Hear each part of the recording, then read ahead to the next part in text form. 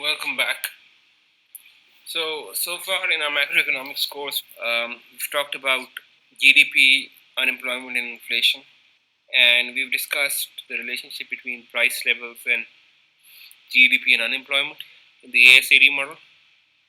Then we've discussed how unemployment and inflation is related using the Phillips curve. In this chapter, what we're going to be doing is that we're going to be discussing the relationship between GDP and interest rates. And in order to discuss this, we'll be discussing something called the ISLM model. And before we start off with an ISLM model, I'd like to give you a brief overview about this model. This model, unlike the previous models that we've covered so far, is going to be making a little modification to the stuff that we've done so far. So far, we've assumed a single economy, which has been very abstract. So, for this particular model, what is going to be happening is that we're going to be breaking down the economy into two different sectors: the goods and services sector and the financial sector. The behavior of the goods and services sector is going to be exhibited using the IS curve, and the behavior of interest rates and GDP in the financial market is going to be represented by the LM curve.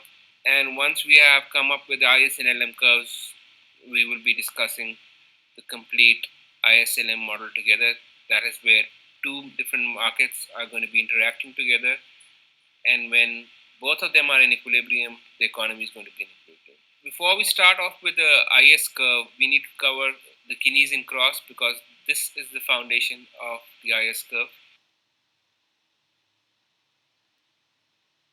The Keynesian cross is a model that assumes closed economy, which basically means that when we'll be discussing it, we'll be assuming that there's going to be no net exports. And this model is basically a model that describes how GDP increases due to a difference in the demand for things and what is actually being produced in the economy. The basic idea of the Keynesian cross is that if the demand is higher than what is actually being produced in the economy, what happens is that the demand is fulfilled by using the inventory of shops. Let's start off with the model.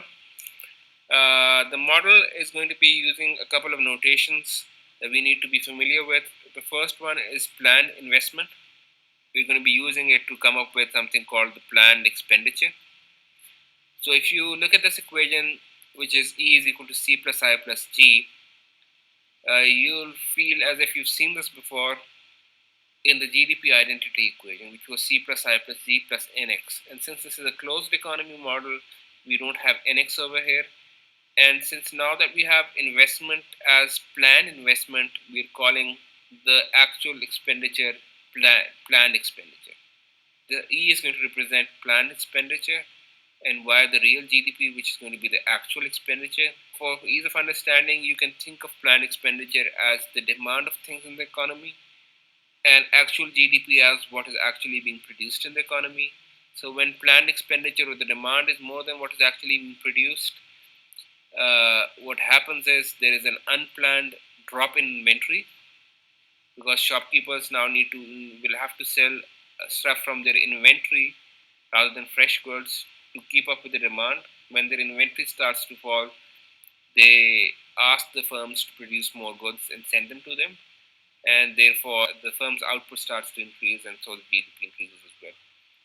Therefore, uh, actual expenditure and the planned expenditure is differentiated based on an unplanned inventory investment, which is part of this I. To understand this further, let's talk about cricket bats. If the demand for our particular economy, let's assume 150 bats, and only 100 bats were made. So the actual GDP is 100 bats, but the planned expenditure is 150 bats, which means that there are 50 bats that were required that weren't made, and this is added into the planned inventory investment when we talk about planned expenditure. So this gets added into this, and therefore planned expenditure is higher than the actual expenditure. We'll be using graphs to actually explain this model. And so, starting off, we'll discuss the elements of the Keynesian cross. We have a consumption function, which is the Keynesian consumption function. We need to remember that this Keynesian consumption function is basically saying that consumption is a function of your disposable income, and it has the same form as the one that we discussed earlier, which was C is equal to C naught plus C1 YD, where C naught was your autonomous consumption and C1 was your marginal propensity to consume. Consumption function over here is tried by the model as being a function of your disposable income, which is y minus t. If you recall, we said that the Keynesian consumption function looks like C naught plus C1 yd. For the sake of explanation, I'll be using numbers over here. Let's just suppose that the consumption function looks like C naught plus 100 and 0.6 yd. And for simplicity's sake, let's just assume that this is y rather than yd. If somebody asks you to plot this, recall that we've already done this. The graph would look something like this. This 100 is telling you where the line is going to be cutting at. So it's going to be cutting at 100. That's the intercept.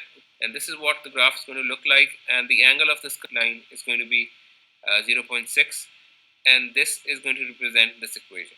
This is what the consumption function would look like if you were to draw it. Since in the beginning we said that planned expenditure was equal to C plus I plus G, if you go onto the slides, you'll find that other key elements of the Keynesian cross are government spending, which we are assuming to be constant. From you can assess that from the bar that we have above G, which is saying that it's a constant value. If you one of the critical features together, of this particular model is that investment in this model is exogenous. Basically is like in the ISLM model, like when we start to derive the IS, we'll be extending this Keynesian cross model and endogenizing this investment. Assume that if you these are 10 and these 10 three together, you come up with planned expenditure. So the planned expenditure basically is like your consumption function plus some other values that you've added to this. And now constants, let's assume that these are 10 and 10. So your actual planned expenditure actually looks like 120 plus 0.6 wide. And if you were to plot the planned expenditure on a graph, you'd find that looks very similar to the consumption function. And the consumption function, and this it looks very similar to the consumption function, and this curve should go either up or down if the value of G were to increase or decrease. Because a change in the value of G or I would be changing the Y intercept value, and therefore there would be a parallel shift in this particular curve. This would be a parallel shift since the slope is the same, and you'd have a different planned expenditure. So if government spending changes in the model, it causes the curve to shift up. What if taxes increase? If taxes go up, this component, the consumption component, becomes smaller. When this component becomes smaller, this planned expenditure should go down. There should be a downward shift in the planned expenditure, because since taxes increased, your disposable income decreased. When your disposable income decreased, your consumption decreased. When your consumption decreased, automatically planned expenditure also decreases. Now that we've talked about this, let's go back to the slides and continue on with the slides.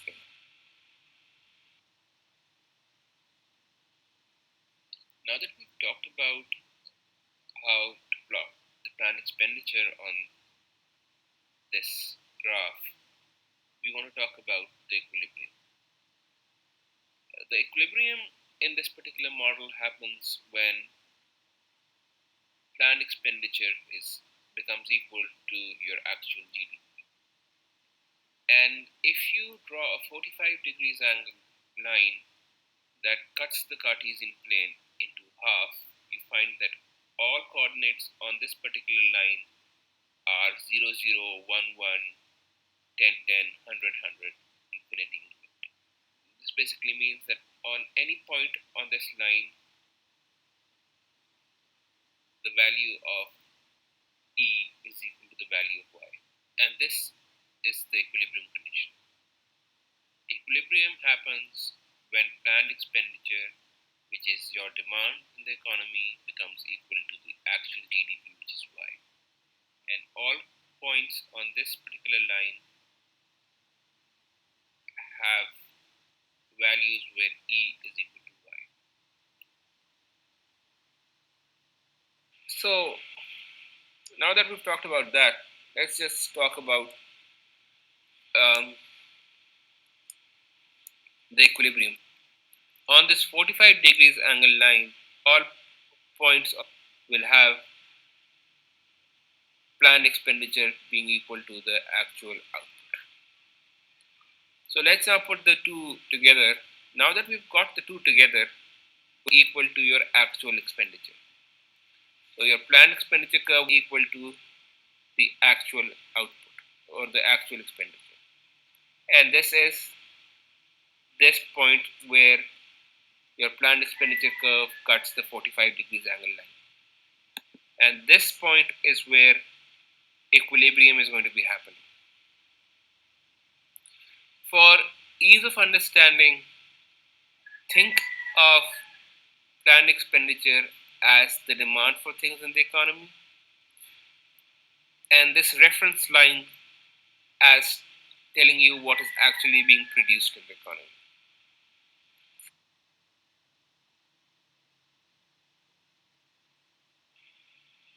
In this slide, what we're saying is that Y1 is what is actually being produced in the economy, and the demand is also equal to Y1, which is represented by E1, which is your planned expenditure. So at this point over here, GDP is Y1 and planned expenditure is E1, and they're both equal.